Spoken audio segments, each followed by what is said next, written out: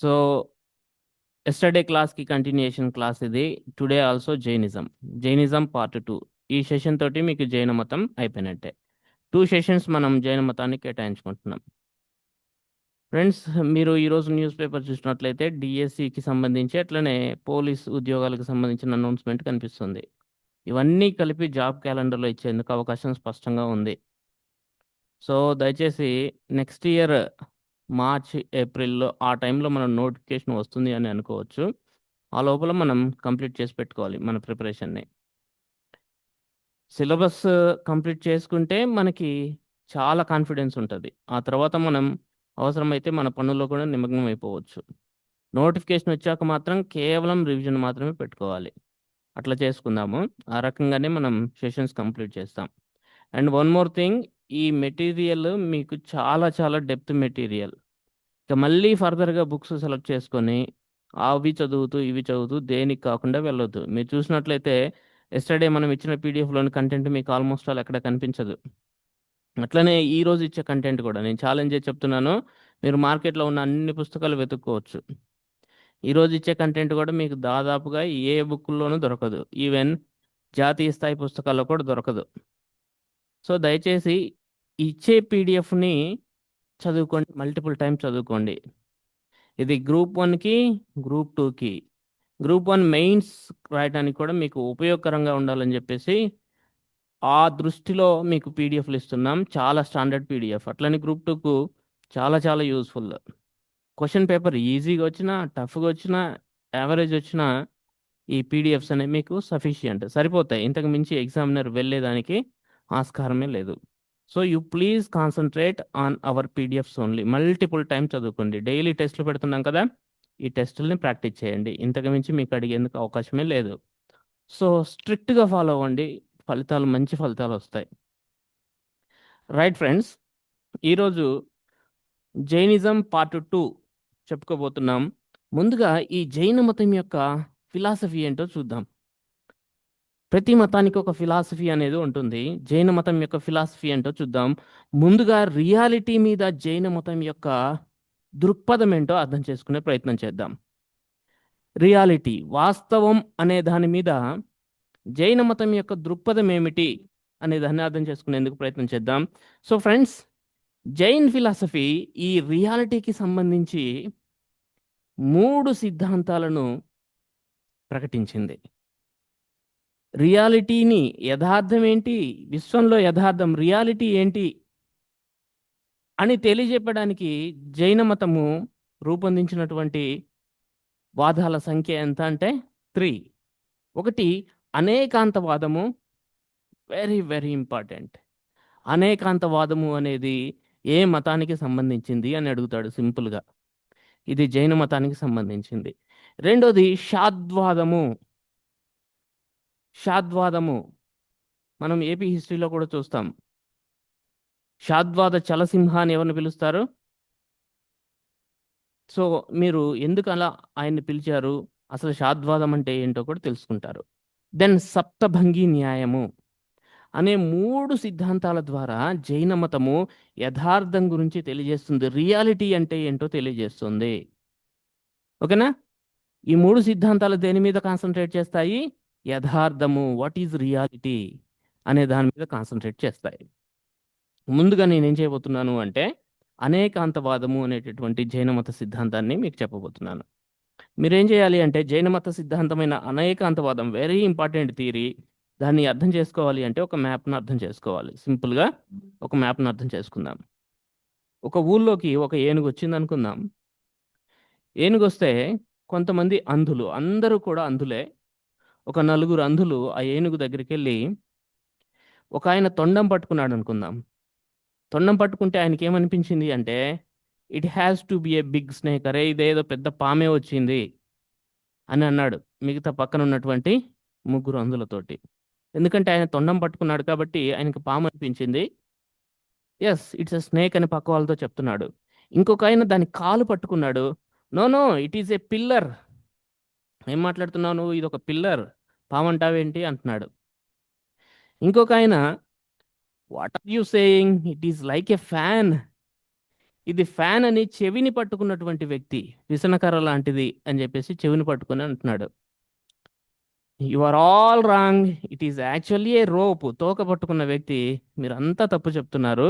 ఇది ఒక తాడు అని తోక పట్టుకున్న వ్యక్తి చెప్తున్నారు. ఇప్పుడు ఎవరు నిజం? అందరూ కూడా వాళ్ళ వాళ్ళ యాంగిల్లో కరెక్టే. సేమ్ ఇలాగే, సేమ్ దీని మాదిరిగానే వాస్తవం అనేది చాలా బహుముఖమైనది. Many sided. వాస్తవానికి చాలా సైడ్స్ ఉంటాయి. అండ్ కాంప్లెక్స్, చాలా కష్టమైనది. రియాలిటీ అనేది చాలా కష్టమైనది. దానికి బహుముఖంగా ఉంటుంది. అది అది సింపుల్ అయితే కాదు. ఎవ్వరు కూడా పూర్తి సత్యాన్ని లేదా యథార్థాన్ని తెలుసుకోలేరు. అసలు ఈ విశ్వంలో యథార్థము అనేది ఏంటి అనేది తెలుసుకోవడం ఏ ఒక్క మానవునికి సాధ్యం కాదు. వ్యక్తులు ఒకే విషయం గురించి వేరు వేరు కోణాల్లో చూసి వేరు వేరు అభిప్రాయాలు చెప్తారు.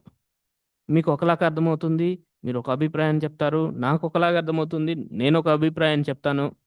అట్లా వ్యక్తులు ఒక అంశం పట్ల లేదా వాస్తవం పట్ల భిన్న దృక్పథాలను కలిగి ఉంటారు. ఎవరికి కూడా మొత్తం అంత విషయం తెలుసుకోవటం సాధ్యం కాదు. సో ఫ్రెండ్స్, అందుచేత ఏం చేయాలి అంటే మనము వ్యక్తులు చెప్పేదాన్ని వినాలి. వాళ్ళు చెప్పేది కూడా రైటే అని వినాలి. విన్న తర్వాత మాత్రమే కంక్లూషన్కి రావాలి. సో పరస్పర గౌరవము, సహనము, విశాల దృక్పథము, ఓపెన్ మైండ్నెస్ ఉండాలని చెప్పేటటువంటి జైన మత సిద్ధాంతము ఏది అంటే అనేకాంతవాదము.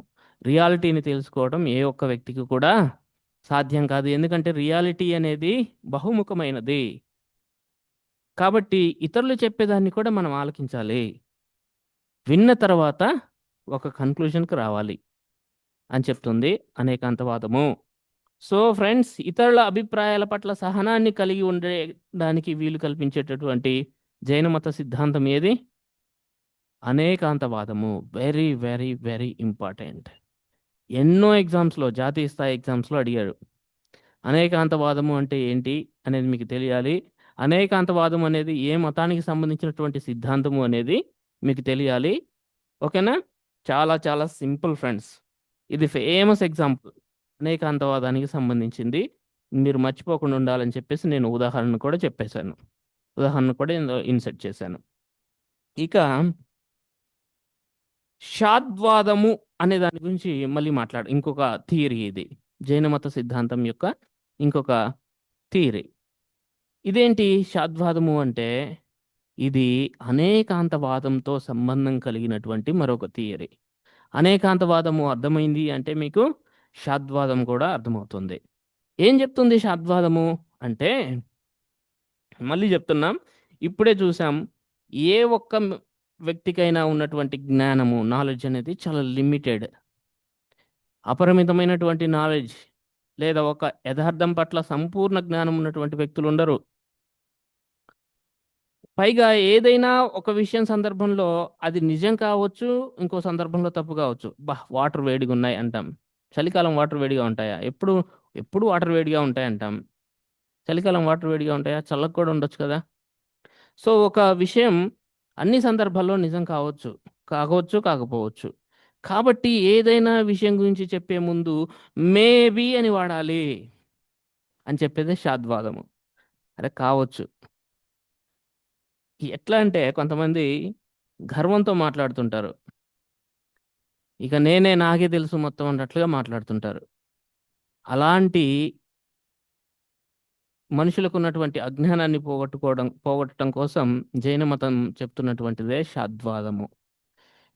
షత్ అంటే మేబీ అని అర్థము.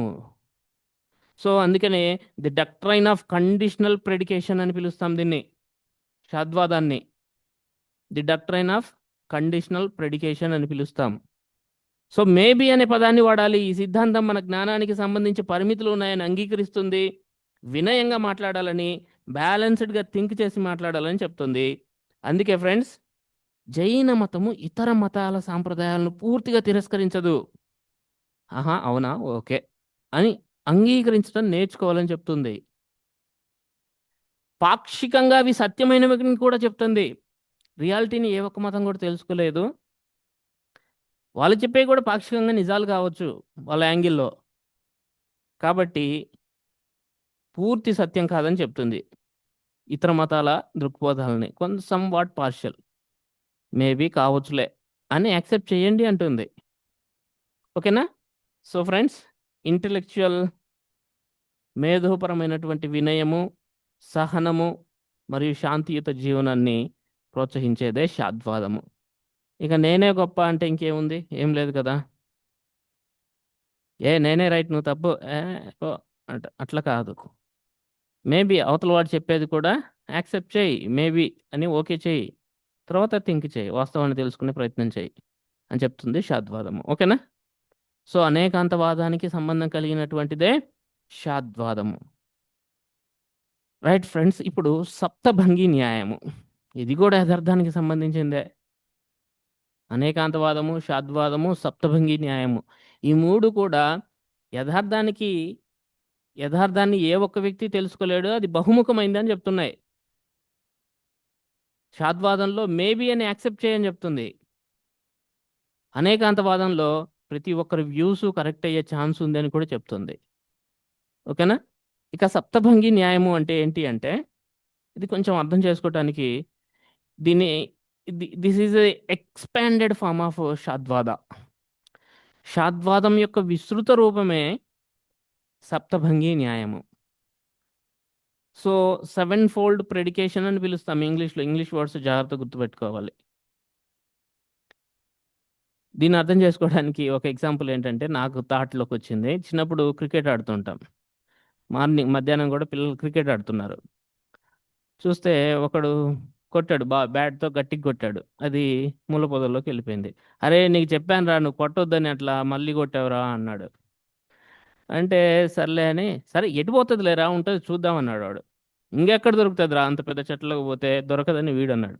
ఒకడికేమో దొరుకుతుంది అనే అది ఉంది, ఒకడేమో దొరకదన్నాడు. ఇంకొకడికి కనిపిస్తుంది, అదిగురా బాల్ అంటాడు.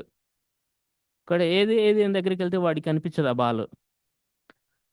సో ఫ్రెండ్స్, నేను చెప్పేది ఏంటంటే, ఏదైనా విషయాన్ని 7 విధాలుగా చెప్పవచ్చు.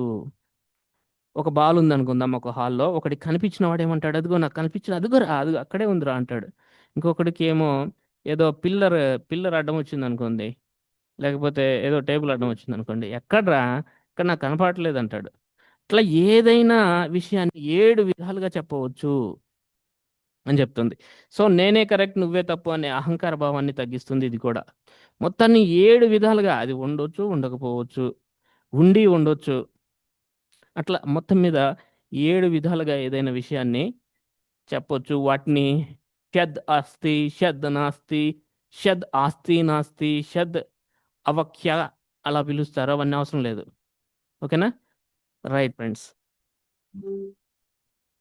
ఇక అది అండి, ఆ 3 సిద్ధాంతాలని సింపుల్గా చెప్పేశాం. సో అనేకాంతవాదము, శాద్వాదము మరియు సప్తభంగి న్యాయం అనేవి యథార్థానికి సంబంధించినటువంటి జైన మత సిద్ధాంతాలు.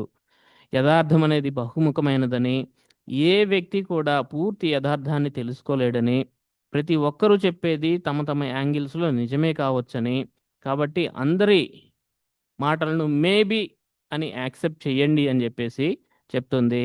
సప్తభంగి న్యాయం ప్రకారము వాస్తవము 7 విధాలుగా ఉండే అవకాశం ఉంది.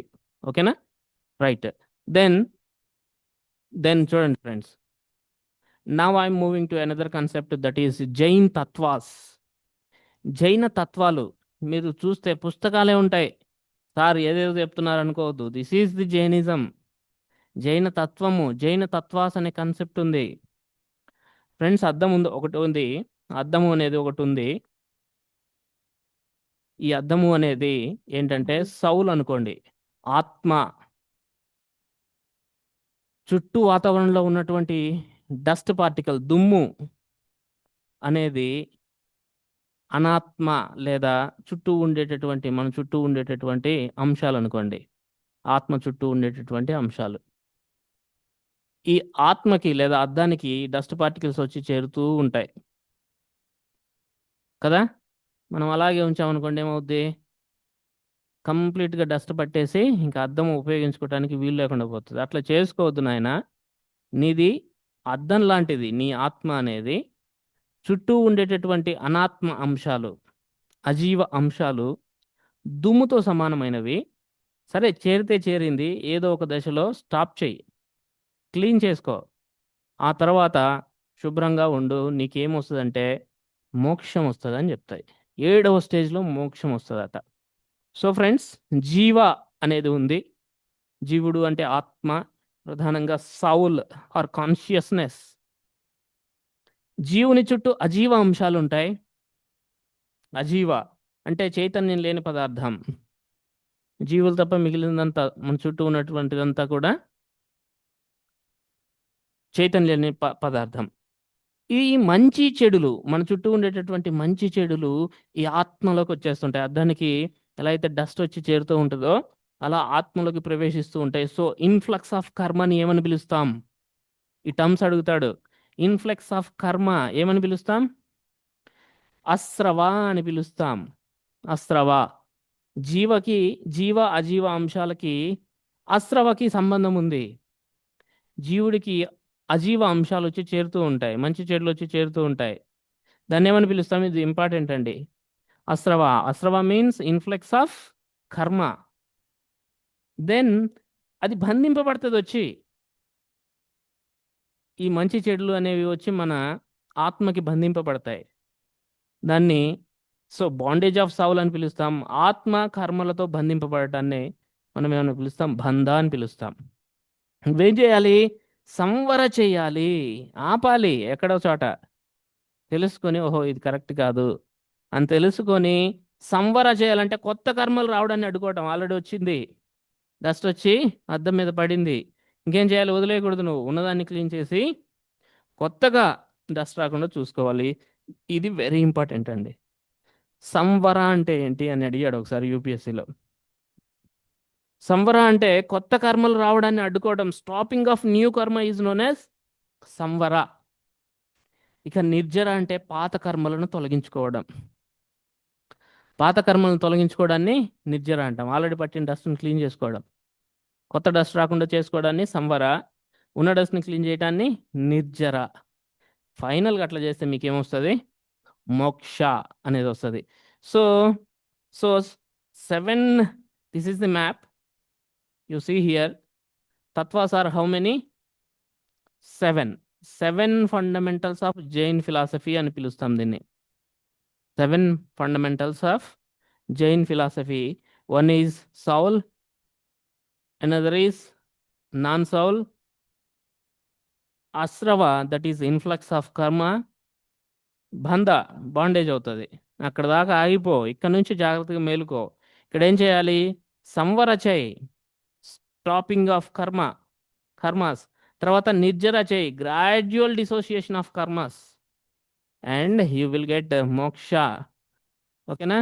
అయితే కొంతమంది దీనికి పాప పుణ్య అనే 2 కాన్సెప్ట్లను యాడ్ చేసి ఫైనల్గా ఏం చేస్తారంటే తత్వాస్ ఆర్ 9 అని చెప్తారు. But the fundamental tattvas are 7. You please remember this.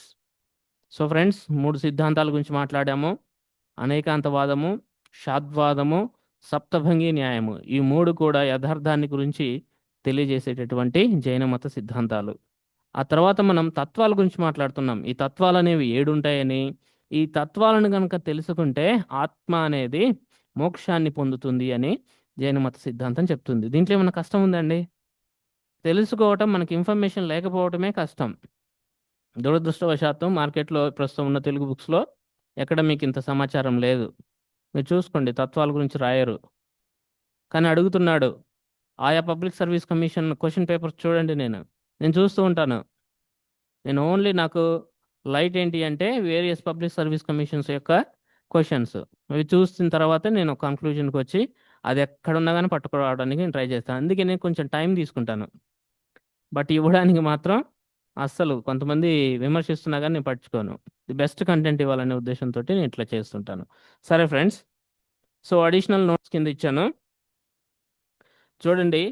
ఈ 7 తత్వాస్ అనేవి లిబరేషన్ ఆఫ్ సౌల్కి అవసరం. మోక్షాన్ని పొందడానికి ఎన్ని తత్వాలు అవసరమని చెప్తుంది జైన మతం? 7 కావాలని చెప్తుంది. సో అయితే చూడండి, ఆత్మ అంటే జీవ ఫస్ట్లో ఉంది కదా. మోక్షాన్ని పొందటానికి 14 ఆత్మశుద్ధి దశలు, తత్వాలవే. కానీ అది సౌల్ అనేది 14 దశల ద్వారా ట్రాన్స్ఫార్మ్ అవుతుందట. 14 ఆత్మశుద్ధి దశలు, 14 స్టేజెస్ ఆఫ్ ప్యూరిఫికేషన్స్ ఉంటాయని చెప్తున్నారు. దీనికి వాడిన పదము గుణాస్థానాలు. Very very important. గుణాస్థానాల ద్వారా మనిషి మోక్షాన్ని పొందుతాడు అని చెప్తున్నటువంటి మతం ఏది? జైన మతము. ఓకేనా? ఈ జీవ కాస్త మోక్షాన్ని పొందడానికి ఉన్నటువంటి 7 తత్వాలు దాటే క్రమంలో, తెలుసుకునే క్రమంలో అతను ఆ ఆత్మ 14 దశలను దాటుతుందట. వాటిని గుణాస్థానాలు అంటున్నాం. 14 పేర్లు కూడా ఉంటాయి, మనకు అవసరం లేదు. సో మొత్తం మీద విముక్తి పొందినటువంటి ఆత్మలు చివరి స్థితిని చేరుతాయి. దాన్ని ఏమంటారు? సిద్ధలోక అంటాం, లేదా ప్యూర్ లిబరేషన్ అని పిలుస్తాం. మోక్షం, సిద్ధలోక, ప్యూర్ లిబరేషన్ అని పిలుస్తాం friends. This is about the philosophy of Jainism. తెలుసుకోవడానికి ఎంత టైం పట్టింది? మ్యాక్సిమం 20 minutes పట్టింది. ఓకేనా? కానీ ఇది సెర్చ్ చేయడానికి, తీసుకురావడానికి, పీడిఎఫ్ పెట్టడానికి కొంచెం టైం పడుతుంది. రైట్. దెన్ ఇక జైన మతము దేవుడి గురించి ఏం మాట్లాడుతుంది అనేది క్వశ్చన్స్లో అడుగుతున్నారు, ఎగ్జామ్స్లో అడుగుతున్నారు. దేవుడు ఉన్నాడా లేడా అనే దానికి సంబంధించి జైన మతం ఏం చెప్తుంది అంటే, జైన మతము సృష్టికర్త లేదా దేవుడు లేడని చెప్తుంది. గాడ్ లేడని చెప్తుంది జైన మతము. సార్, నిన్న మీరు 4 క్లాసిఫికేషన్స్ చెప్పారు. దేవతలు, మనుష్యులు, నరకి, తిర్యంచ. తిర్యంచ అంటే జంతువులు, మొక్కలు అని చెప్పారు. మరి అక్కడే చెప్పారు కదా సార్ దేవతలని, మరి దేవుడు లేడు అంటున్నారంటే, దేవతలు ఉన్నారని చెప్తుంది, కానీ వాళ్ళు మోక్షం పొందినటువంటి మనుష్యులు, liberated souls or Arihants or Siddhas, వాళ్ళు దేవుళ్ళు కాదు అని చెప్తుంది. ఓకేనా? సరే, సృష్టికర్తలు అయితే వాళ్ళు కాదండి. మరి ఎవరు? Who rules this world? దేవుడు లేడని చెప్తే మరి ప్రపంచాన్ని నడిపేది ఎవరు? కదా, దేవుడు లేడంటే మరి ప్రపంచం ఎలా నడుస్తుంది? Based on what principle? అంటే యూనివర్సల్ లాస్ ఉన్నాయట. ఇది యూపీఎస్సీలో అడిగాడు ఒకసారి, 2017 యూపీఎస్సీలో క్వశ్చన్ అడిగాడు. జైన మతం ప్రకారము ఈ క్రింది వానిలో ప్రపంచంని నడిపేది ఏంటి అని అడిగాడు. యూనివర్సల్ లా, యూనివర్సల్ లాస్ అనేవి నడిపిస్తాయి, దేవుడు లేడు. సో మరి నియంత్రించే శక్తి ఎలా వస్తుందంటే కర్మ సిద్ధాంతాన్ని నమ్ముతుంది. మళ్ళీ జైన మతం కర్మ సిద్ధాంతం. మంచి చెడులు ఉంటాయి చూసారా? మంచి పనులు చేస్తే మంచి, చెడు పనులు చేస్తే చెడు. అదే కదా సింపుల్గా చెప్పాలంటే. మన పెద్దవాళ్ళు చెప్తా ఉంటారు, కర్మ ఊరికే పోదురా అని చెప్పి. సో కర్మ సిద్ధాంతాన్ని జైన మతం నమ్ముతూ ఉంటుంది. అండ్ వర్ణ వ్యవస్థని కొన్ని పుస్తకాల్లో మనం తిరస్కరించలేదు అని రాస్తాము, కొన్ని పుస్తకాల్లో తిరస్కరించింది అని రాస్తాం. బట్ జైన మతం వర్ణ వ్యవస్థను తిరస్కరిస్తుంది, గుర్తుపెట్టుకోండి. Right friends. ఇక పునర్జన్మ, రీబర్త్ ఉందా? ట్రాన్స్మైగ్రేషన్ ఆఫ్ సౌల్ అంటే మీరు మోక్షాన్ని పొందకపోతే రీబర్త్ ఉంది. పుట్టడం, చావడం అనేది ఒక పనిష్మెంట్ లాంటిది. ఆ రెండింటి నుంచి సౌల్ అనేది వెళ్ళిపోవాలి, మోక్షాన్ని పొందాలి. లేకపోతే మీకు పునర్జన్మ అనేది ఉంది. సో ఆత్మ కర్మల ఆధారంగా సైకిల్ ఆఫ్ బర్త్ అండ్ డెత్లో తిరుగుతూ ఉంటుంది. నువ్వు చెడు పనులు చేసావనుకో మళ్ళీ పుడతావు, ఎట్లా పుడతావో తెలియదు. మంచి పనులు చేస్తే ఖచ్చితంగా నీకు మోక్షం రావచ్చేమో. రైట్. ఇంకంతకు మించి మనకు అవసరం లేదు. వీఆర్ నాట్ లెర్నింగ్ థియాలజీ కదా. సో కర్మ సిద్ధాంతాన్ని నమ్ముతుంది. ప్రతి కార్యానికి ఫలితం ఉంటుందని చెప్తుంది జైన మతం. మంచి చేస్తే మంచి, చెడు చేస్తే చెడు. సో చెడు కర్మలు ఆత్మను బంధిస్తాయట, జనన మరణ చక్రంలో బంధిస్తాయి. సో మంచి కర్మలు మాత్రం మోక్షానికి దారితీస్తాయని చెప్తుంది. రైట్ ఫ్రెండ్స్, ఇది this is about Jain philosophy etcetera. Now I'm moving to Jain councils. Jain councils గురించి మాట్లాడబోతున్నాను నేను. అండ్ జైన మతంలో వచ్చినటువంటి విభజన గురించి కూడా మాట్లాడతాను. వర్ధమాన మహావీరుడు చెప్పినంత వరకు, బోధించినంత వరకు ఇన్ఫ్యాక్ట్ ఆయన చనిపోయిన 150 సంవత్సరాల వరకు జైన మతం లేదా సంఘంలో ఎలాంటి విభేదాలు లేవు. ఒక 150 ఇయర్స్ తర్వాత ఏం జరిగింది అంటే, వర్ధమాన మహావీరుడు నిర్యాణం పొందిన 150 ఇయర్స్ తర్వాత మగధలో ఒక గొప్ప ఫెమైన్ వస్తుంది, కరువు వస్తుంది. మగధలో మహావీరుడు చనిపోయిన ఒక 150 ఇయర్స్ తర్వాత మగధలో ఒక గొప్ప కరువు వస్తుంది. కరువు వచ్చినప్పుడు అప్పట్లో ఫేమస్ ఎవరు అంటే భద్రబాహు. జైన మతస్థులకు పెద్ద గురువు ఎవరు అంటే భద్రబాహు. ఈ భద్రబాహు నేతృత్వంలో చాలా మంది ఏం చేస్తారంటే, కొంతమంది సన్యాసులు ఈ దక్షిణ భారతదేశానికి, ముఖ్యంగా కర్ణాటకలోని శ్రావణ బెల్గోళ ప్రాంతానికి వలస వెళ్తారు. This is very significant place for Jains. It's a pilgrimage site. వీళ్ళతో పాటు చంద్రగుప్త మౌర్యుడు కూడా వస్తాడు ఇక్కడికి. ఓకేనా? సరే. అయితే కొంతమంది మాత్రం స్థూలభద్ర, ఈ స్థూలభద్ర అనే అతను భద్రబాహుని యొక్క శిష్యుడే, కాకపోతే మంచి నాలెడ్జ్ ఉన్నటువంటి వ్యక్తి. స్థూలభద్రుని నాయకత్వంలో మగధలోనే మిగిలిపోతారు, మగధలోనే ఉంటారు ఇంకొంతమంది మాత్రం. సో భద్రబాహు నేతృత్వంలో దక్షిణ భారతదేశానికి వెళ్ళారు. స్థూలబాహు కాదు, ఎవరు? భద్రబాహు. స్థూలభద్రుని నేతృత్వంలో దక్షిణ భారతదేశానికి వలస వెళ్ళారు. ప్రధానంగా ఎక్కడికి వలస వెళ్ళారు? ఆ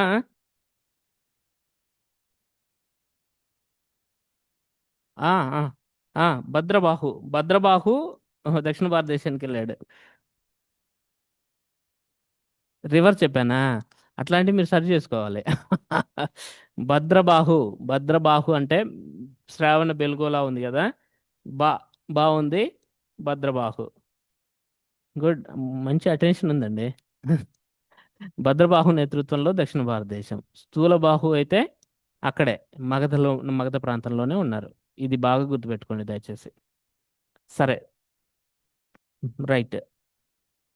ఇప్పుడు ఫెమైన్ ముగిసిన తర్వాత ఇప్పుడు భద్రబాహు నేతృత్వంలో కర్ణాటక వచ్చిన వాళ్ళందరూ తిరిగి మగధ ప్రాంతానికి వచ్చేస్తారు. వచ్చేసిన తర్వాత కొన్ని చేంజెస్ వాళ్ళు కనిపెడతారు. స్థూలబాహు నేతృత్వంలో మగధ ప్రాంతంలోనే ఉండిపోయినటువంటి జైనుల్లో కొన్ని కొత్త ఆచారాలు రావటం చూస్తారు వాళ్ళు. ఒకటేంటంటే వస్త్రధారణ.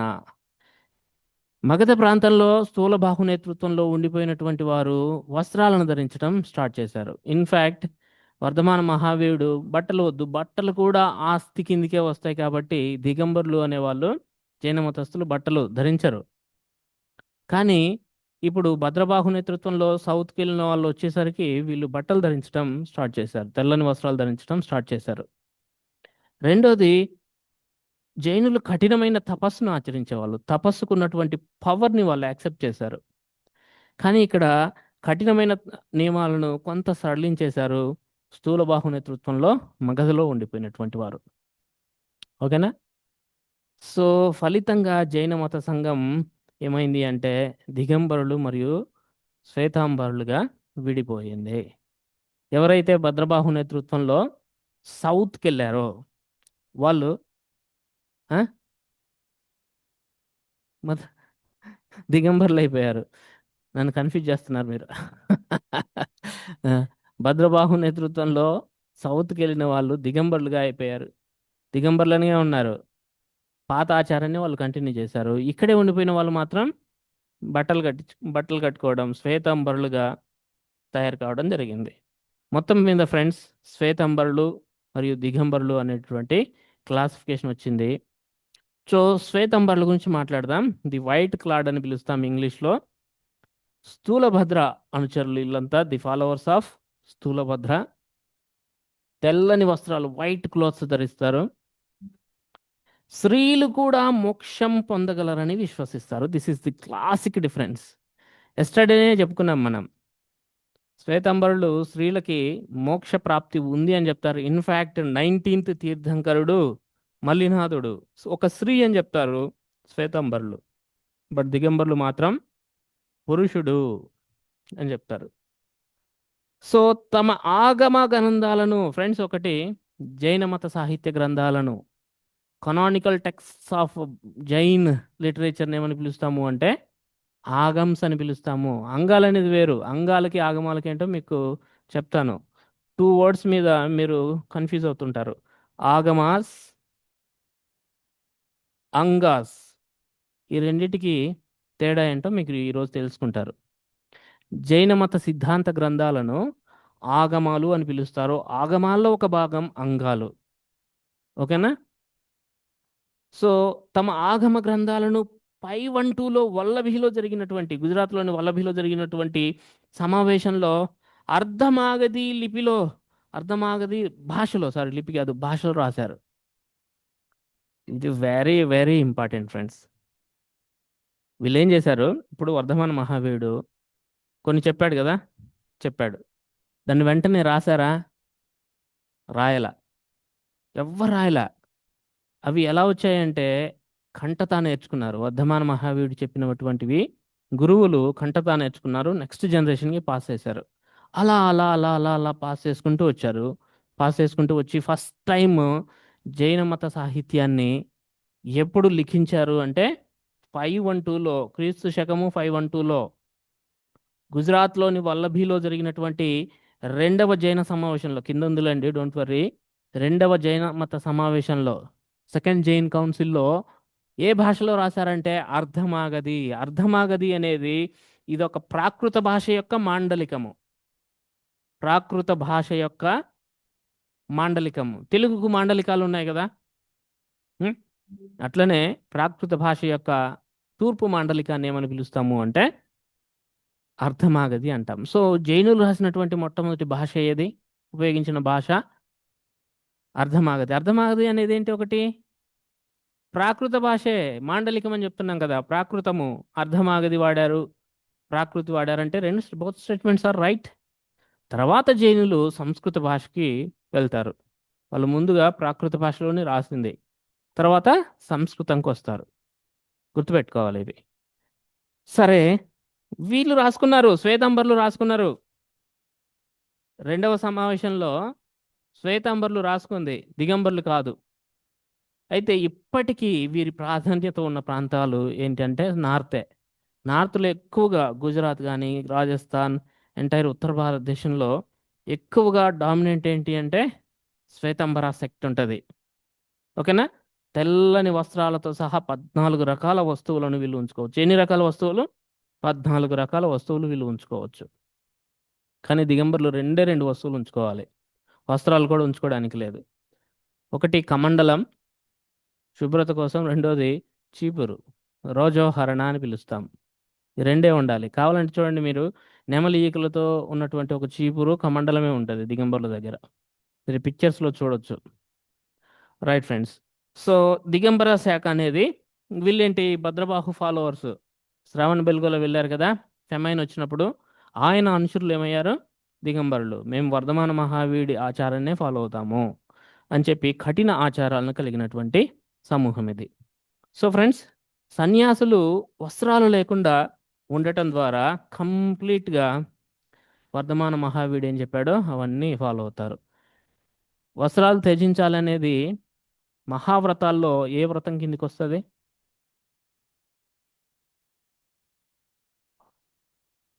ఆస్తేయం. వస్త్రాలు కూడా ఆస్తి కిందికి వస్తాయి.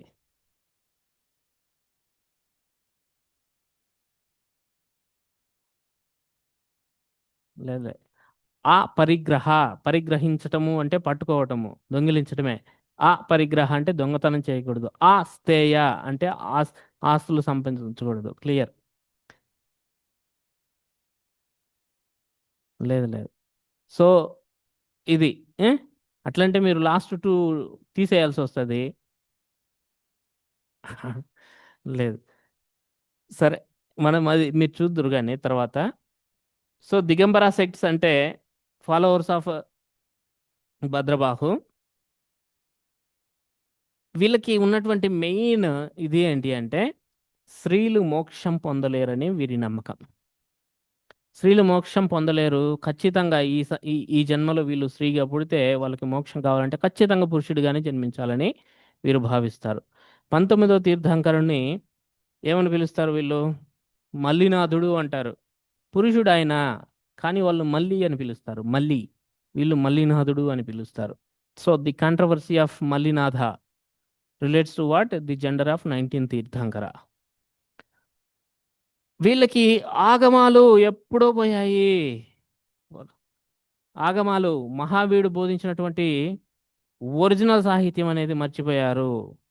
ఓరల్ ట్రెడిషన్ కదా, ఎప్పుడో కాలగర్భంలో కలిసిపోయింది. కాబట్టి శ్వేతంబర్లు రచించినటువంటి గ్రంథాలు, జైన మత గ్రంథాలను వీరు అంగీకరించరు. ఒరిజినల్ ఎప్పుడో పోయింది, మేము అంగీకరించమని చెప్తారు. ప్రధానంగా వీళ్ళు కర్ణాటక, సెంట్రల్ ఇండియా ప్రాంతాల్లో ఉంటారు, ఎస్పెషల్లీ మధ్య భారతదేశం, మధ్యప్రదేశ్. సో అయితే బట్టలతో సహా అన్నిటినీ త్యజించాలి. రెండు వస్తువులు మాత్రమే వీళ్ళు కలిగి ఉండాలి. ఒకటి రాజోహరణ. రాజోహరణ అంటే కీటకాలను తోలుకోవడానికి ఒక చిన్న నెమలి ఈక చీపురు. రెండోది ఒక కమండలం, పరిశుభ్రత కోసం ఒక చెక్క నీటి కుండ. ఈ రెండు ఉండాలి ఫ్రెండ్స్. రైట్ అండి. ఇక్కడ మీకు ఒక టేబుల్ వేసి ఇచ్చాను. సో అర్థం ఏంటి? Who is the founder? ఈ శ్వేతాంబర శాఖకి ఎవరు ఫౌండర్? స్థూలభద్రుడు. దిగంబరులకి ఎవరు ఫౌండర్ అంటే భద్రబాహు. సో వస్త్రధారణ, వీళ్ళు వైట్ గార్మెంట్స్ ధరిస్తారు, వీళ్ళు క్లోత్స్ ధరించరు. వీళ్ళు స్త్రీలకు మోక్షం ఉంది అని చెప్తారు, వీళ్ళు మోక్షం లేదని చెప్తారు. వీళ్ళకి ఆగమాలు, సో జైనమత సాహిత్య గ్రంథాలను, పవిత్ర జైనమత సాహిత్యాన్ని ఏమని పిలుస్తామంటే ఆగమ సాహిత్యం అని పిలుస్తాం, ఆగమాస్ అని పిలుస్తాం. వల్లభిలో వీళ్ళు రాసుకున్నారు. వీళ్ళకి లిఖిత రూపంలో ఉన్నటువంటి జైన సాహిత్యం ఉంది. ఎవరికి? శ్వేతాంబరులకి. కానీ దిగంబరులకి వాళ్ళు లేవు, అంగీకరించలేదు వాళ్ళు రాసిన వాటిని. సో వీళ్ళు ఎక్కువగా గుజరాత్, రాజస్థాన్ ఈ ప్రాంతాల్లో, నార్త్ ఇండియాలో ఉంటే, ఇక్కడ Karnataka and central India, that is Madhya Pradesh ప్రాంతాల్లో ఈ దిగంబరులు ఎక్కువగా కనిపిస్తారు. ఓకేనా? సో ఇక జైన్ కౌన్సిల్ చూద్దామండి. ఇలా విడిపోయారు, మొత్తం మీద విడిపోయారు. ఎప్పుడు విడిపోయారు? వర్ధమాన మహావీరుడు చనిపోయిన 150 ఇయర్స్ తర్వాత వచ్చినటువంటి కరువు కాటకాల వల్ల విడిపోయారు. డిఫరెన్సెస్ వచ్చాయి, విడిపోయారు. తర్వాత జైన్ కౌన్సిల్స్ జరిగాయి, చూడండి, జాగ్రత్త గుర్తుపెట్టుకోండి. ఫస్ట్ జైన్ కౌన్సిల్ పాట్లిపుత్రంలో జరిగింది. ఎప్పుడు జరిగింది అంటే around 300 BCE. So whole number కాబట్టి బాగా గుర్తుపెట్టుకోండి, 300 BCE. ఎక్కడ జరిగింది? Who is the president for this meeting or council అంటే స్థూలభద్ర. స్థూలభద్రుడు ఎవరు? శ్వేతాంబరి, శ్వేతాంబర శాఖ స్థాపకుడు. అయితే సమావేశం ఏర్పాటు చేయాలంటే ఖర్చు అవుతుంది కదా. రాజు ఎవరు? పోషకుడు. హూ ఇస్ ది ప్యాట్రన్ అంటే Chandragupta Maurya is the patron. జైన మతాన్ని అంగీకరించినటువంటి మహారాజు. What is the purpose? ఎందుకు సమావేశం అవుతున్నారు అంటే విభేదాలను పరిష్కరించుకుందాం అనేది ఒకటి. రెండోది మర్చిపోతున్నాం, వర్ధమాన మహావీరుడు చెప్పినటువంటి బోధనలను మనం మర్చిపోతున్నాం. కాబట్టి రాసే ప్రయత్నం చేద్దాం. రాసేయడం అంటే ఇక్కడ ఏదో పెన్ను పెట్టి రాయటం కాదు, కంపైల్ చేద్దాం. రాయడం అనకూడదండి. You please remember this, compilation అంటే ఒకసారి మళ్ళీ కూర్చొని గుర్తు తెచ్చుకుందాం, ఆయన ఏం చెప్పాడో గుర్తు తెచ్చుకొని ఇంకొకరికి నేర్పిద్దాం, సో దట్ ప్రిజర్వ్ అవుతుంది. అంతేకాని రాయలా, ఇక్కడ ఫస్ట్ కౌన్సిల్లో రాయలా. అందరి ఒక దగ్గర కూర్చొని వర్ధమాన మహావీరుడు చెప్పినటువంటి కంటెంట్ని మళ్ళీ ఒకసారి వల్ల వేసుకొని ఇతరులకు చెప్పారు, సో దట్ అది ప్రిజర్వ్ అవుతుంది కదా.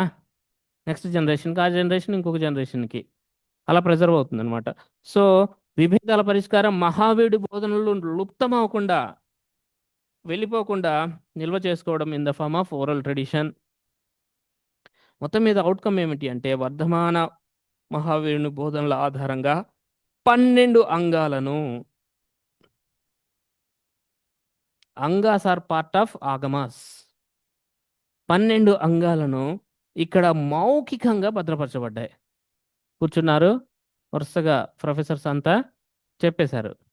మహావీరుని బోధనల్ని 12 అంగాల రూపంలో చెప్పేశారు. పక్కన వాళ్ళు ఆలకించారు, వాళ్ళు కూడా మైండ్లో ఫిక్స్ చేసుకున్నారు. ఓకేనా? అంటే ఒక రోజులో జరిగి ఉంటుందా ఇది? సంవత్సరం మొత్తం జరిగి ఉంటుంది. రైట్. సో ఫ్రెండ్స్, మొత్తం మీద విభేదాల కారణంగా దిగంబరులు దీన్ని విభేదాలు అయితే పరిష్కరించబడలేదు. దిగంబరులు ఈ కౌన్సిల్ని బహిష్కరించినట్లుగా మనం పుస్తకాల్లో చూస్తాం. ఓకేనా? రైట్ అండి. ఇక సెకండ్ కౌన్సిల్ ఎప్పుడు వచ్చింది అంటే మళ్ళీ క్రీస్తు శకం వచ్చింది. ఆల్మోస్ట్ ఆల్ 800 ఇయర్స్ తర్వాత కదా. 800 ఇయర్స్ తర్వాత 512లో వల్లభీలో సెకండ్ జైన్ కౌన్సిల్ వచ్చింది. అధ్యక్షుడు ఎవరు? దీనికి అధ్యక్షత వహించింది హూ ఇస్ ద ప్రెసిడెంట్ అంటే దేవర్ది క్షమాశ్రమణుడు. సో పోషకుడు who is the patron ruler ఖర్చు అవుతుంది సమావేశానికి ఎవరు అంటే మైత్రక రాజవంశస్థుడైనటువంటి ధారసేన 1. గుజరాత్లో ఇది వల్లభి కదా. ఏంటి సార్ ఎందుకు మళ్ళీ రెండోసారి సమావేశం అవుతున్నారు? What is the purpose of this meeting అంటే ఇప్పటికే నేను చెప్పాను ఆల్మోస్ట్ ఆల్ 800 ఇయర్స్ అయింది. ఫస్ట్లో ఏం చేశారు? ఫస్ట్ కౌన్సిల్లో రాసుకున్నారా? మౌఖికంగా భద్రపరిచారు, ఓరల్గా భద్రపరిచారు. దాన్ని ఇప్పుడు చాలా మంది ఆచార్యులు మరణించుతున్నారు, మౌఖికంగా ఉన్న గ్రంథాలు మర్చిపోతున్నారు. ఆల్రెడీ 12లో ఒకటి లాస్ అయింది, ఒకటి మర్చిపోయారు. కేవలం 11కి సంబంధించినటువంటి కంటెంట్ మాత్రమే ఇప్పుడు ఆచార్యుల వద్ద ఉంది. సో ఏం చేద్దాము? దేవర్ది క్షమాశ్రమణుడు ఆధ్వర్యంలో శ్వేతాంబరులు మొదటిసారి 11 అంగాలను మళ్ళీ అర్ధమాగధి ప్రాకృతం, ఇదే నేను చెప్పింది, ఇదే అర్ధమాగధి ప్రాకృతంలో రాస్తారు. ఓకేనా? ఎప్పుడు ఫస్ట్ టైం రాశారు? రాయలేదు. Return form. ఫస్ట్ టైం ఏంటి? ఓరల్గా ప్రిజర్వ్ చేశారు. హ్మ్? ఓకేనా? అర్థమైందా? క్లియర్ కదా? రైట్. ఇక నవ్ ఐ మూవింగ్ టు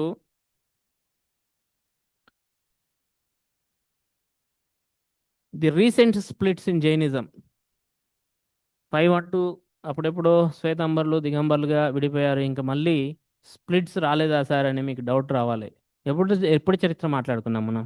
2000 సంవత్సరాల క్రితం చరిత్ర కదా, 2300 అట్లా. ఇప్పటిదాకా చీలిపోకుండా ఉంటుందా? మళ్ళీ దిగంబరులు శ్వేతాంబరులు చీలిపోయారు.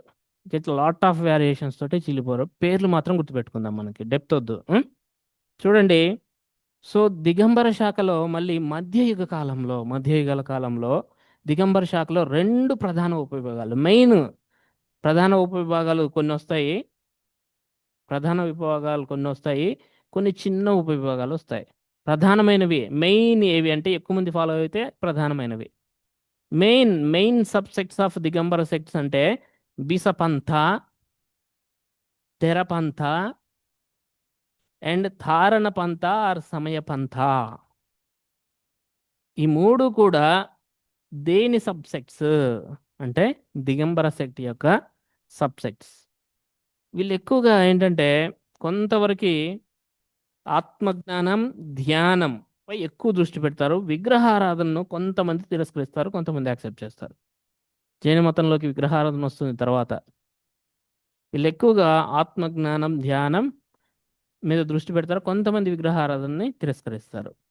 సో సింపుల్, బిసపంథ, తెరపంథ, తారణపంథ, సమయపంథ అనేవి దిగంబర శాఖ యొక్క ప్రధాన శాఖలు.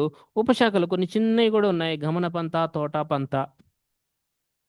మెమరీ అవసరమైనటువంటి ఏరియా. ఇక శ్వేతాంబర్లు కూడా సెక్ట్స్గా విడిపోయారు మూడు ప్రధాన ఉపవిభాగాలుగా. మూర్తిక పూజ, విగ్రహారాధన చేస్తారట వీళ్ళు. స్తనక్వాసి, ఇది ఒకసారి యూపీఎస్సీలో అడిగారు. Sthanakvasi some time seen in with reference to Indian history is belongs to which religion అని అడిగాడు.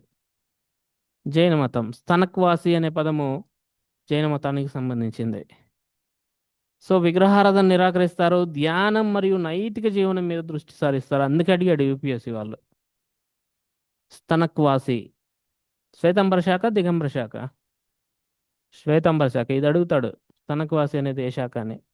తెరపంతి ఆచార్య భిక్షు 18వ శతాబ్దంలో స్థాపించాడు.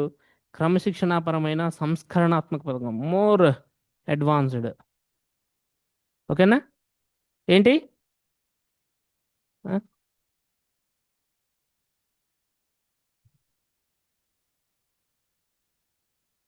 తెరపంథ. ఆ? తెరపంథ. ఇక్కడ తెరపంథి. అదే డిఫరెన్స్. Right friends. ఇప్పుడు మనం ఫైనల్గా జైన్ లిటరేచర్ గురించి మాట్లాడుకోబోతున్నాం. జైన్ లిటరేచర్ గురించి మాట్లాడుకున్నట్లయితే మనం ఈ టాపిక్ కంప్లీట్ చేసుకున్నట్లే. రైట్. మనం ఏం చేద్దామంటే జైన మత సాహిత్యాన్ని మనం కాదు, వాళ్ళే చేశారు. కొనానికల్ లిటరేచర్, జైన్ లిటరేచర్ని, జైన మత సాహిత్యాన్ని రెండు భాగాలుగా విభజిద్దాం. ఒకటి కొనానికల్ లిటరేచర్, రెండోది నాన్ కొనానికల్ లిటరేచర్. కొనానికల్ లిటరేచర్లో ఏముంటుంది సార్ అంటే సిద్ధాంతాలు ఉంటాయి. జైన మత సిద్ధాంతాలు. జైన మత సిద్ధాంత గ్రంథాలను ఏమని పిలుస్తాం? కొన కొనానికల్ లిటరేచర్. ఆగమాసే కరెక్టే. కనానికల్ లిటరేచర్ సిద్ధాంతాలు, మహావీరుడు బోధించినటువంటి బోధనలు, సంఘంలో సన్యాసినులు మరియు సన్యాసులు అవలంబించాల్సినటువంటి నియమాలు, ఇవన్నీ మనము కనానికల్ లిటరేచర్లో చూస్తాం. ఓకేనా? నాన్ కనానికల్ లిటరేచర్ ఉంటుంది. ఇది మహావీరుని బోధనలు లేకపోతే జైన మత సిద్ధాంతాలు ఉండవు. అదర్ ఆస్పెక్ట్స్ ఉంటాయి. Say for example life stories of some others. ఒక ప్రొఫెసర్ ఉన్నాడు. ఆ ప్రొఫెసర్ యొక్క జీవిత చరిత్రను రాసే గ్రంథం ఏంటి? నాన్ కనానికల్ లిటరేచర్ కదా. యాక్చువల్గా జైన మతం చెప్పిందంతా కూడా కొనానికల్ లిటరేచర్లో ఉంటుంది. ఓకేనా? Clear. Canonical, non canonical literature. So సిద్ధాంతపరమైన సాహిత్యము, కొనానికల్ లిటరేచర్ అంటే సిద్ధాంతాలు ఉన్నటువంటి సాహిత్యము. మొదటి తీర్థంకరుడైనటువంటి ఆదినాథుడు, ఆదినాథుడికి ఇంకొక పేరు మళ్ళీ మీరు వెంటనే ఆ, ఆదినాథుడు అని కూడా అంటారు. సార్ మీరు తప్పు చెప్పారు సార్ అని అడగొద్దు. ఆదినాథుడి నుంచి ప్రారంభమైంది. సో కొనానికల్ లిటరేచర్ని స్టార్ట్ చేసిందే ఎవరు పాపం అంటే చెప్పాడు ఆయన, మౌత్తో చెప్పాడు. ఆదినాథుడి నుంచి స్టార్ట్ అయింది. ఇక మొత్తం 24 మంది కదా. వర్ధమాన మహావీరునికి ముందు ఉన్నవాళ్ళు, వర్ధమాన మహావీరుని సెపరేట్గా చూద్దాం. 24వ వ్యక్తి, 23 మంది ఉన్నారు కదా. ఈ 23 మంది తీర్థంకరుణుల బోధనలను 14 పూర్వాలు అంటాం, పూర్వాస్ అంటాం. Now I'm introducing one term, Purvas. Purvas అంటే ఏంటండి? మహావీరునికి ముందున్నటువంటి తీర్థంకరులు బోధించినటువంటి బోధనలు ఉండేటటువంటి సిద్ధాంత గ్రంథాలు. గ్రంథాలు అంటే రాష్ట్ర రూపంలో ఉండవు, మైండ్లో ఉంటాయి వాళ్ళకి. వాటిని పూర్వాలు అంటాం. ఎన్ని ఉన్నాయి? 14 ఉన్నాయి. క్లియర్. పూర్వాస్ అంటే ఏంటో మీకు తెలిసిపోయింది ఇప్పుడు. ఇవి మౌఖికంగా ఒక తరం నుంచి మరొక తరానికి అందించబడ్డాయి. ఇవి రాయబడలేదు. రైట్. అయితే సూత్ర కేవలి అనే పదాన్ని మీకు పరిచయం చేస్తున్నా. సూత్ర కేవలి అంటే ఈ 14ని పఠించగల వాడిని సూత్ర కేవలి అని పిలుస్తాం. వాడికి వచ్చు, మొత్తం వచ్చు. ఆ 14 వస్తే వాళ్ళని ఏమని పిలుస్తాం? సూత్ర కేవలి. తర్వాత భద్రబాహు అనే వ్యక్తిని పరిచయం చేస్తున్నా. ఇతనే కదా దిగంబర శాఖను ఏర్పాటు చేసింది, శ్రావణ బెల్గోలు వెళ్ళింది, ఇతనే కదా. ఈ భద్రబాహు ఈ 14 పూర్వాలకు తెలుసంట. 14 పూర్వాలు తెలిసిన చివరి నిపుడు ఎవరు? భద్రబాహు. ఆయన తర్వాత ఇంక ఇవి పూర్వాల గురించి మర్చిపోయారు అందరూ. అయితే ఇప్పుడు మహావీరుడు వచ్చాడు, ఆయన బోధనలు, అంతకు ముందు ఉన్నటువంటి 14 పూర్వాలు ఆధారంగా జైన సాహిత్యాన్ని రూపొందించడం జరిగింది. వాటిని ఏమని పిలుస్తాం? ఆగమాలు అంటాం. ఆగమాలు అంటే తెలియదు, చాలా మందికి తెలియదు. ఎవరినైనా ఆగమాలు అంటే ఏంటో అడగండి, జైన మతానికి సంబంధించి. ఇప్పుడు మీరు చెప్పినంత క్లారిటీగా ఎవరు చెప్పరు. యూపీఎస్సీకి ప్రిపేర్ అయ్యేవాళ్ళు కదా, ఎవరు చెప్పలేరు. So friends, Agamas are is equals to what అంటే 14 పూర్వాలు ప్లస్ మహావీరుడు బోధించినటువంటి బోధనలు కలిపితే మనకు వచ్చింది ఆగమాలు. ఈ ఆగమాలు ఎన్ని గ్రంథాలు సార్ అంటే మళ్ళీ 46 అంటారు, కొన్ని పుస్తకాల్లో 45 ఉంటాయి, కానీ మెజారిటీ ఒపీనియన్ 46. ఓకేనా? 46. ఇప్పుడు ఈ 46 గ్రంథాల యొక్క సారం. సో జైన సాహిత్యాన్ని స్థూలంగా, జైన సాహిత్యాన్ని ఏమని పిలుస్తాం? ఆగమాలు అని పిలుస్తాం. ఆగమాల్లో 12 అంగాస్ ఉంటాయి. ఈ పదం ఎక్కువ వింటారు మీరు నాకు తెలిసి. అంగాస్ 12 ఉంటాయి. మొత్తం 46 అనుకుంటున్నాం కదా. దీంట్లో 12 ఏంటి? అంగాస్.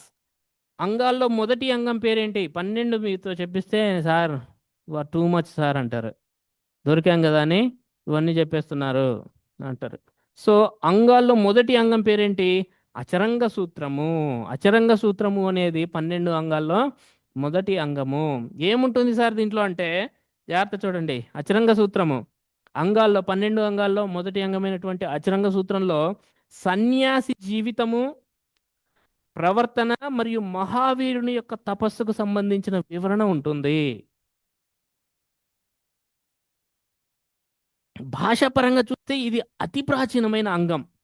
భాష, అందులో వాడిన భాష అర్ధమాగధి ప్రాకృత భాష. ప్రాకృత భాష యొక్క తూర్పు మాండలికం అర్ధమాగధిలో ఇది ఉంది. సో 12 అంగాలు ఉన్నాయి, మొత్తం 46 ఉన్నాయి. ఆగమాలు ఎన్ని? 46. 46లో 12 ఏంటి? అంగాలు. అంగాల్లో మొదటి అంగం పేరేంటి? అచరంగ సూత్రం. అచరంగ సూత్రంలో ఏముంటుంది? సన్యాసినుల యొక్క జీవిత ప్రవర్తన, మహావీరుని యొక్క తపస్సుకు సంబంధించిన అంశాలు ఉంటాయి. ఇది ఏ భాషలో రాయబడింది? అర్ధమాగధి భాష అనేది అతి ప్రాచీన భాష. ప్రాకృత భాషలో ఒక మాండలికం అది. ఇంకొక 12 తీసుకుందాం. ఉపాంగ ఆగమాలు. 12 అంగాలు ఉన్నాయి, 12 ఉపాంగ ఆగమాస్ ఉన్నాయి. ఉపాంగాలని కూడా అనొచ్చు. అంగాస్, ఉపాంగాస్, ఉపాంగాస్ అనొచ్చు. ఇది ఆగమాలే, ఇవి ఆగమాలే. అవేం అంగాలు, ఇవి ఉపాంగాలు. ఇవి అంగాలకి ఎక్స్ప్లెనేషన్ ఇస్తాయి. అంగాల యొక్క వివరణలను ఏమని పిలుస్తాం? ఉపాంగాలు అని పిలుస్తాము. ఇంకా 45 కావాలి కదా. 45లో 6 ఛేద సూత్రాలు ఉంటాయి. 6 ఛేద సూత్రాలు ఇవి సన్యాసులు మరియు సన్యాసినుల ప్రవర్తనకు సంబంధించిన గ్రంథాలు. 4 మూల సూత్రాలు ఉంటాయి. సన్యాసి యొక్క తొలి దశలలో ఆధారాన్ని. సన్యాసి ఇప్పుడే పాపం బయట ఇంట్లో నుంచి బయటకు వచ్చేసాడు. నేను సన్యాసి కావాలనుంది, నాకు సన్యాసి కావాలంది అని బయటకు వచ్చాడు. పాపం బయటకు వచ్చిన కొత్తలో చాలా సపోర్ట్ కావాల్సి వస్తుంది. అలాంటి సపోర్ట్ని ఇచ్చేటటువంటి ఆగమ గ్రంథాలేవి? మూల సూత్రాలు. మూల అంటే బేస్ ఇచ్చేవి. ఎప్పుడు బేస్ అవసరం అవుతుంది? కొత్తగా వచ్చినప్పుడు అవసరం అవుతుంది కదా. అట్లా గుర్తుపెట్టుకోండి. ఇక 10 ప్రాకీర్ణక సూత్రాలు. ఇవి స్వతంత్ర అంశాలపై లేదా ఇతర విషయాలపై మిస్లేనియస్ గ్రంథాలను గుర్తుపెట్టుకోండి. మిస్లేనియస్ టెక్స్ట్ ఎన్ని ఉన్నాయి? 10. వాటిని ఏమని పిలుస్తున్నాం? ప్రాకీర్ణక గ్రంథాలు. 2 కులికా సూత్రాలు. అంగాల యొక్క అర్థాన్ని మరింత అర్థవంతంగా వివరించేటటువంటి గ్రంథాలు. సో ఫ్రెండ్స్, మెయిన్గా మనము ఆగమాలు అంటే 46 గ్రంథాల సమాహారం అని, దీంట్లో 12 అంగాలు 12 ఉపాంగాలు అనేవి ఉంటాయని, కులికా సూత్రాలు, ఇంకా ఛేద సూత్రాలు, మూల సూత్రాలు, ప్రాకీర్ణక సూత్రాలు అనేవి ఉంటాయని అర్థం చేసుకోండి. మెయిన్ మనకు అంగాలు చాలా ముఖ్యం. అంగాల్లో అచరంగ సూత్రం అనేది మొదటిది అని గుర్తుపెట్టుకోండి. అది అర్ధమాగధి భాషలో రాయబడింది అనేది గుర్తుపెట్టుకోండి. వీటన్నింటినీ ఆగమాలని 46 ఆగమాలని గుజరాత్లోని వల్లభిలో ఎంత అండి, డేట్ ఎంత? 512లో రాశారు, రైట్ చేశారు. అప్పటిదాకా అంతా బ్రెయిన్లోంచి జనరేషన్ టు జనరేషన్ వచ్చింది. ఓకేనా. దేవర్ది క్షమాశ్రమణుడు అధ్యక్షుడు. కానీ ప్యాటర్న్ ఎవరు? రూలర్. మీ అసలు మామూలుగా. ఇక సరే ఫ్రెండ్స్, ఇక నేనేం చెప్పాను? కనానికల్ టెక్స్ట్లు ఉంటాయి, నాన్ కనానికల్ టెక్స్ట్లు కూడా ఉంటాయని చెప్పాను. సిద్ధాంత గ్రంథాలు ఉంటాయి, సిద్ధాంతేతర గ్రంథాలు కూడా ఉంటాయని చెప్పాను. సిద్ధాంతేతర గ్రంథాలు అంటే ఇవి వ్యాఖ్యాన గ్రంథాలు. సిద్ధాంత గ్రంథాల మీద వ్యాఖ్యానాలు, కామెంటరీస్ రాస్తారు చూసారా. ఉమ్? ఇప్పుడు భగవద్గీత ఉంది, భగవద్గీత మీద ఎంతమంది కామెంటరీస్ రాశారు? అట్లానే సిద్ధాంత గ్రంథాల మీద రాసినటువంటి వ్యాఖ్యాన గ్రంథాలైనటువంటి నిరుక్తాలను కానీ, భాష్యాలను కానీ, చూర్ణీలను కానీ, ప్లస్ ప్లస్ ప్లస్ జైన ముళ్ళ కాలక్రమ పట్టికలను అందించే జైన పత్తావళి గ్రంథాలను కానీ. జైన పత్తావళి అంటే ఏంటి? జైన ముళ్ళ కాలక్రమ పట్టికలను అందించే కాలక్రమ గ్రంథాలు. తర్వాత అంతటితో అయిపోలే, ఎన్ని ప్లస్లు పెట్టాము? పత్తావళి ప్లస్ తెరావళి గ్రంథాలు కూడా వాళ్ళ జైనమునుల కాలక్రమ పట్టికలను అందించేవే. తీర్థంకర్ల పవిత్ర జీవిత చరిత్రలను వివరించే జైన పురాణాలు. తీర్థంకర్ల జీవిత చరిత్ర తెలుసుకోవాలి. 24 మంది ఉన్నారు కదా, వాళ్ళ జీవిత చరిత్ర తెలుసుకోవాలంటే మీరు చదవాల్సినవి ఏంటి? కొనానికల్ టెక్స్టులు కాదు, నాన్ కొనానికల్ టెక్స్ట్లో భాగమైనటువంటి జైన పురాణాలను చదవాలి. దీంట్లో ఆది పురాణం కనుక మీరు చదివారనుకోండి, మొదటి తీర్థంకరుడైనటువంటి ఆదినాథుడు లేదా ఋషభనాథుడి యొక్క జీవితాన్ని మీరు తెలుసుకోగలుగుతారు. సార్ నాకు ఆదినాథుడి గురించి తెలుసుకోవాలని సార్ అంటే ఏం చేయాలి? ఇప్పుడే వెళ్ళి ఆది పురాణం కొనుక్కోవాలి. ఋషభనాథుడు. దెన్ 8వ శతాబ్దంలో క్రీస్తు శకము హరివంశ పురాణం అనేది వచ్చింది. హరివంశ పురాణం ఇది జైన దృష్టితో, జైన మత దృష్టిలో రాసిన కౌరవులు, పాండవులు, కృష్ణుడు, బలరాముడు మొదలైన వారి వృత్తాంతాలు తెలుస్తాయి. ఓకేనా? హరివంశ పురాణం అనేది ఏంటి? జైన మత దృష్టితో రాసినటువంటి మహాభారతం అనుకోవచ్చా? జినసేనుడు, గుణభద్రుడు, ఇదేంటండి త్రిషష్టి కలన పురాణము 19th సెంచరీలో వచ్చింది. దీంట్లో కూడా జైనమునులు, రాజులు, వీళ్ళ జీవిత కథలు ఉంటాయంట. ఇక హేమచంద్రుడు, ఇది వెరీ ఇంపార్టెంట్ ఫ్రెండ్స్, ఎన్నోసార్లు అడిగాడు. హేమచంద్రుడు రాసినటువంటి పరిశిష్ట పర్వం, ఇది 12th సెంచరీ. ఇది కూడా నాన్ కొనానికల్ టెక్స్ట్. ఇన్ఫ్యాక్ట్ మనకి కరువు వచ్చిందని, మహావీర్ చనిపోయిన 150 years తర్వాత కరువు వచ్చిందని, దక్షిణ భారతదేశానికి భద్రబాహు వెళ్ళాడని, ఈ సమాచారం దేంట్లో ఉందంటే దీంట్లోనే ఉంది, పరిశిష్ట పర్వంలోనే ఉంది. సో ఇందులో తొలి జైన ఉపాధ్యాయుల జీవిత చరిత్రలు ఉంటాయట, ప్లస్ రాజకీయ చరిత్రకు సంబంధించిన కొన్ని విషయాలు కూడా దొరుకుతాయట. మనం మాట్లాడుకున్నటువంటి విషయం కూడా ఇందులో దొరుకుద్ది. ఇక జైన గ్రంథాల్లో శ్లోక సాహిత్యం ఉంటాయి, గేయ కవితలు, ప్రోస్ ఉంటుంది. సారీ, ఇది పోయిట్రీ అండ్ ప్రోస్ రెండు ఉంటాయి. అట్లనే జైన మత గ్రంథాలు ఫస్ట్లో మనకి ప్రాకృతము, అపభ్రంశములో కనిపిస్తాయి, తర్వాత సంస్కృతంలో కూడా కనిపిస్తాయి. తర్వాత ఫస్ట్ మాత్రం వెరీ ఎర్లియస్ట్ రూపంలో వాళ్ళ అర్ధమాగధిలో రాశారు, తర్వాత కొంచెం ప్రాకృతంలో కొంచెం అడ్వాన్స్డ్, ఆ తర్వాత సంస్కృతం. సో జైన నీతి కథా సాహిత్యం ఎక్కువగా ఉంది, ఇది నిత్య జీవితానికి సంబంధించిన అంశాలు. ఇక కల్పసూత్రం, ఇది very important friends, final non canonical టెక్స్ట్లో కల్పసూత్రం గురించి రాయాలి. భద్రబాహు ఫేమస్ కదా, ఎవరు? ఏ శాఖ స్థాపకుడు? దిగంబర శాఖ స్థాపకుడు. ఈయన రాసిన గ్రంథం పేరు కల్పసూత్రము. ఇందులో జైన తీర్థంకర్ల జీవిత చరిత్రలు ఉన్నాయి. కల్పసూత్రంలో ఏమున్నాయి? జైన తీర్థంకర్ల జీవిత చరిత్రలు ఉన్నాయి.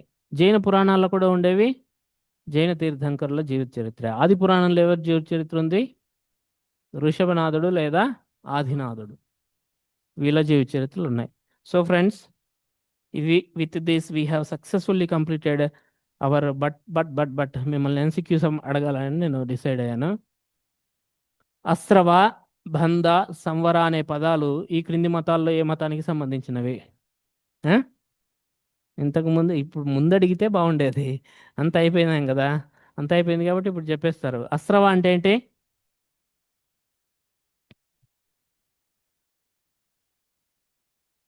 బాండేజ్.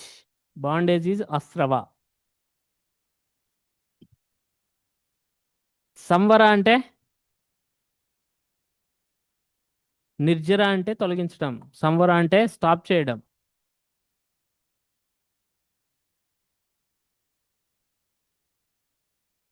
సో ఆపండి ఆపండి ఒక్క నిమిషం. అనేకాంతవాద, షాద్వాద అనే పదాలు ఈ క్రింది మతాల్లో ఏ మతానికి సంబంధించినవి? బా, ఇంత బాగా చెప్తున్నారండి. ఇది చెప్తే ఇప్పుడు గ్రేట్ మీరు. ఇది ఎవరు చెప్తారు? నేను చెప్తాను సార్ అని చెయ్యొద్దండి ఒకళ్ళు. ఆ? ఆ? ఆ, శివరామకృష్ణ గారికి ఇద్దాం, ముందు లేపాడు మేడం. అనేకాంతవాదకు సంబంధించి క్రింది ప్రకటనలను పరిశీలించండి. అనేకాంతవాదానికి సంబంధించి ఇది జైన మతంలోని సామాజిక నిర్మాణాన్ని వివరిస్తుంది. Yes or no? ఎస్ఆ? ఫస్ట్ మీరు చెప్పండి, తర్వాత ఇది యథార్థంపై ఇతరుల అభిప్రాయాలను పాక్షికంగా అంగీకరిస్తుంది. ఆ? ఇది యథార్థంపై జైన మతంలో నిరపేక్ష సిద్ధాంతంగా కూడా పిలువబడుతుంది. ఇది నా ఇన్నోవేషన్.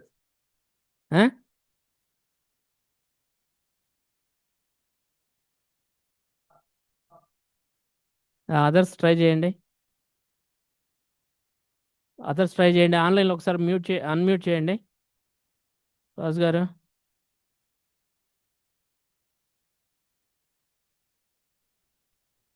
బిఎన్సి ఉంది. Option B, sir option B and C sir. B and C right answer sir. B and C B and C Only right answer sir. B and C second one right answer. Second one. only C. Only B మాత్రమే మిమ్మల్ని కన్ఫ్యూజ్ చేద్దామని అట్లా పెట్టా. ఏదో ఒకటి చూస్ చేసుకోవాలని. సార్ అది ఆన్సర్ తప్పు ఉంది సార్, బి మాత్రమే అని చెప్పిన వాళ్ళే రైట్ అవుతారు. ఎక్కడండి ఇది సాంఘిక నిర్మాణం గురించి అసలు మాట్లాడదు కదా. ఇది సాంఘిక నిర్మాణానికి అనేక అంతవాదానికి ఏం సంబంధం? యథార్థం గురించి మాట్లాడేది అది. రెండోది, ఇది అబ్సల్యూట్ థియరీ కాదు, ఇట్స్ రిలేటివ్ థియరీ. ఇది అబ్సల్యూట్ థియరీ కాదు, యథార్థానికి బహుముఖ కోణాలు ఉంటాయని చెప్తుంది. సో యథార్థంపై ఇతరుల అభిప్రాయాలను మాత్రం పాక్షికంగా అంగీకరిస్తుంది. ఎస్, ఇది బి మాత్రం అని చెప్పాలి. ఇక జైన తత్వశాస్త్రం ప్రకారం ప్రపంచం ఈ క్రింది వాటి ద్వారా సృష్టించబడి నిర్వహించబడుతుంది. Universal law. Universal law. ఒకసారి యూపీఎస్సీలో అడిగారు, 2017 యూపీఎస్సీలో అడిగినటువంటి క్వశ్చన్ ఇది. ఓకేనా? సో ఫ్రెండ్స్, ఈ రకంగా మనం ప్రాక్టీస్ చేస్తూ వెళ్ళాలి. ఇంతకు మించి మీకు జైన మతానికి సార్ నాకు ఇంకా ఒక బిట్ దొరికింది ఒక దగ్గర ఒక బుక్లో, అబ్బా బిట్ అంటే అది సార్ మీరు చెప్పలేదు సార్ అది అంటే మీ ఇష్టం ఇంకా. ఓకేనా? ట్రై చేసుకోండి. With this I'm successfully completed Jain religion. మనం గ్రూప్ 1 మెయిన్స్లో జైన మతం మీద ఎలాంటి ప్రశ్నలు వస్తాయో మీకు ఒక నిమిషం ఎలాంటి ప్రశ్నలు వస్తాయో చెప్తాను. ఫ్రెండ్స్, మీరు మెయిన్స్ రాయడానికి కూడా నేను కంటెంట్ ఇచ్చాను. మై ఇంటెన్షన్ ఈజ్ మీరు prelims separate strategy, mains separate strategy అనేది వదలండి. అవి రెండు ఒకటే. కాకపోతే జస్ట్ మీరు ఆచరణలో పెట్టేది మాత్రం డిఫరెంట్గా ఉంటుంది. దీనికి జస్ట్ మీరు విన్నారు కాన్సన్ట్రేషన్తో నేర్చుకుంటారు, ఇంకొకసారి చూస్తారు, పీడిఎఫ్ చదువుకుంటారు. ఆబ్జెక్టివ్ టెస్ట్ అయితే మీరు రాయాల్సిన పనే లేదు. But with reference to mains నేను కంటెంట్ మీకు ఇచ్చినా మీరు రాయాలి. రాసే విధానంలో మళ్ళీ మీ ఓన్ అనేది చూపించాలి. That is the challenge. ఓకేనా? బట్ మీకు అండర్స్టాండ్ చేయించాను with reference to mains also. ఇప్పుడు జైన సంఘ నిర్మాణం గురించి రాయమంటాడు, జైన మత సిద్ధాంతాల గురించి రాయమంటాడు. అంతకుమించి ఏమైనా రాస్తారా? ఇటు ఆధునిక సమాజానికి ఇవి సరిపోతున్నాయా లేవా అని అడుగుతాడు. అంతకు మించి ఏముండవు. కొంచెం అనలిటికల్గా అడుగుతాడు, అవి నేను టేక్ కేర్ చేస్తాను. మీకు 2-3 క్వశ్చన్స్ ప్రాక్టీస్ చేస్తాను, సో దట్ అయిపోతుంది జైన మతం మీద. సో పర్ఫెక్ట్ స్ట్రాటజీతో వెళ్తున్నాం, ఉపయోగించుకోండి. మీరు ఎక్కడికి వెళ్ళాల్సిన అవసరం లేకుండా, వెళ్ళి లక్షలు ఖర్చు పెట్టుకోవాల్సిన అవసరం లేకుండా సింపుల్గా సరిపోతుంది ఇది. సో ఉన్నదాన్ని ఎఫెక్టివ్గా యూటిలైజ్ చేసుకోవడానికి ప్రయత్నించండి. నెక్స్ట్ డే కల్లా పెండెన్సీ ఉండకూడదు. నేను ఈరోజు ఇచ్చిన కంటెంట్ నెక్స్ట్ డే ఉండకూడదు అనేది పెట్టుకోండి. అనేది మాత్రమే పెట్టుకోండి. సార్ మొత్తం చెప్పేసేయండి సార్, సిలబస్ అయిపోగొట్టండి సార్ అని మాత్రం అడగొద్దు. కొంచెం కంటెంట్ మంచిది ఇవ్వాలంటే ఇట్ టేక్స్ టైం ఎవరికైనా. అది కాక పీడిఎఫ్ ఎవ్వరు ఇవ్వట్లేదు మీరు, నాకు తెలిసి. లేదో బుక్ ఉంటుంది చదువుకోమంటారు. ఏ పీడిఎఫ్ అయితే ఎక్స్ప్లెయిన్ చేస్తున్నాం అదే పీడిఎఫ్ ఇవ్వడం అనేది మీ ప్రిపరేషన్ టైంని బాగా లెస్ చేస్తుంది. చూడటానికి కొంచెం అట్రాక్టివ్గా లేకున్నా but it lessons your preparation time. బాగా ప్రిపరేషన్ సమయాన్ని తగ్గిస్తుంది. మీరు బాగా గుర్తుపెట్టుకునేటట్లుగా ఈ స్ట్రాటజీ ఉపయోగపడుతుంది. అట్రాక్టివ్నెస్ కావాలో లేకపోతే ఈ పద్ధతి కావాలో మీరు నేర్చుకోండి. నేను కూడా వైట్ బోర్డ్ ఓపెన్ చేసేసి, ఇక్కడ వైట్ బోర్డ్ ఉంది కదా మనకి, చక్కగా రకరకాల రంగుల్లో వస్తుంది, 4 రాతలు రాసేసి అయిపోయింది జైన మతం అని చెప్పేసి వెళ్ళమంటే వెళ్తా. మీరు పుస్తకాలు కొనుక్కొని చదువుకుంటా అంటే చదువుకోండి. అట్లని నేను క్లియర్ కట్గా చెప్తున్నాను. నేను స్టార్టింగ్లోనే చెప్పాను 8 to 10 months అని నేను క్లియర్గా చెప్పాను. నేను అదే స్టాండ్తో ఉంటాను. మీకు నెక్స్ట్ ఏప్రిల్ మే లోపల నేను ఫినిష్ చేసి ఇస్తాను. ఓకేనా? So that is from my side. Record stop చేయండి.